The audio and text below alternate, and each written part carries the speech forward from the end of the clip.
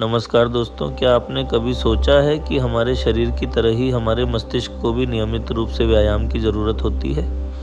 जी हाँ, ठीक वैसे ही जैसे हम अपने शरीर को स्वस्थ रखने के लिए व्यायाम करते हैं, उसी तरह हमें अपने मस्तिष्क को तेज और स्वस्थ रखने के लिए अध्ययन करना चाहिए। आज हम इसी विषय पर बात करेंगे।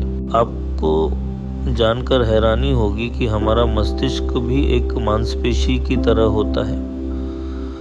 जब हम कुछ नया सीखते हैं या कोई समस्या हल करते हैं तो हमारे मस्तिष्क में नए कनेक्शन बनते हैं। ये बिल्कुल उसी तरह है जैसे हम व्यायाम करके अपनी मांसपेशियों को मजबूत बनाते हैं।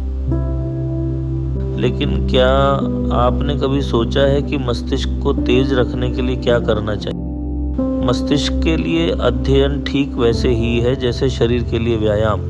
अध्ययन करने से हमारी याददाश्त तेज होती है, हमारी सोचने की क्षमता बढ़ती है और हम समस्याओं को हल करने में सक्षम हो जाते हैं। ये सब इसलिए होता है क्योंकि अध्ययन करते समय हमारा मस्तिष्क सक्रिय रहता है और नए नए तथ्यों को ग्रहण करता है।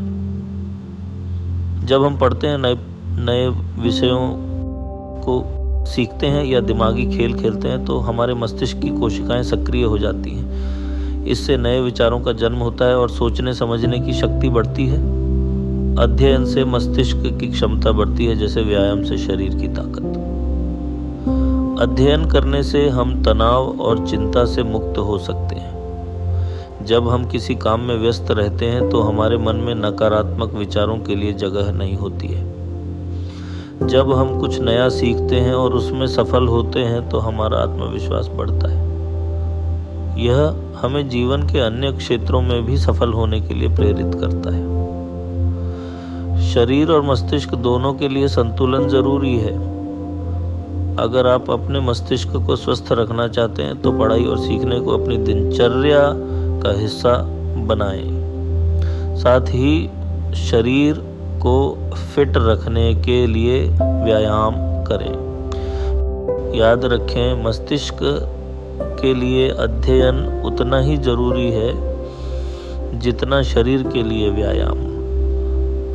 दोनों में से किसी की भी अनदेखी मत करें। स्वस्थ शरीर और तेज दिमाग से ही आप जीवन में सफलता प्राप्त कर सकते हैं। मस्तिष्क के लिए अध्ययन और शरीर के लिए व्यायाम, यही है स्वस्थ जीवन का मंत्र।